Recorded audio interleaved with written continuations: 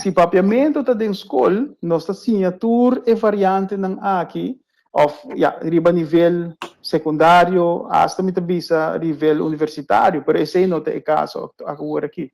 Kasi onde é meta ng de fundação lá do papiamento da para poder respeito para o papiamento, não? Den tanto ensinança, pero também é parte de lei. Ainda bota para diante do juiz, por exemplo, e não está baixo holandês, riba bo. Então, bono sa ni kiko não está papedibo, se tu rende com não compreende holandês, não? Então, esse é anta com para mim não desviar rato de handfest, dus é papiamento. E não está baita distinguir entre papiamento com papiamento. Não, é baita é papiamento. Então, dentro também, ora, bota bem, é parte de ortografia, logicamente, é que é etimológico para Aruba. Então, se não está firmado ainda, então, não ratificar para papiamento, body é capítulo número 3, para papiamento cai body capítulo 3 de handfest aqui. Uma vez que a Holanda aceitar isso aqui fora, é ajuda enorme para papiamento. Então, essa aqui ora, não vai para o primeiro lugar, logicamente, não está aceitando a Bonaire, porque o Bonaire é território, caminho que tem de papiamento.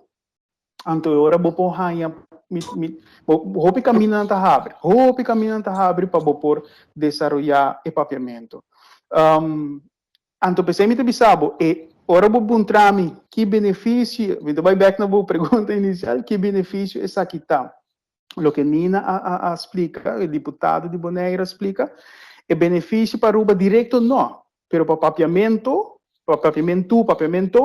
tem benefício para sobre nós conseguir desenvolver papiamento, nós podemos fazer investigação para por exemplo, confirmar ou verificar certo pensamento não comportem. Ainda fora tem gente que pensa que o papiamento é dialecto. Então, me compreender não, me está para burla, não, mas me compreender para não ensinança de que é dialecto, que é idioma, para que o papiamento é idioma e não dialecto, é idioma crioulo, é idioma jaquinang de país aqui, ou de país não, tem parte Antillas mas a boa, of ABC, isla ng ABC, dus que não, para me resumir, tem dois correntes está andando agora que botem acordo intergovernamental será entre Bonaire com Holanda, caminho com de artículo não lo tem conta com Aruba, não lo busca e forma para trás junto com Aruba e Corsou e botem é parte de handfest que está política Den Haag, dus na Holanda não vai decidir BC.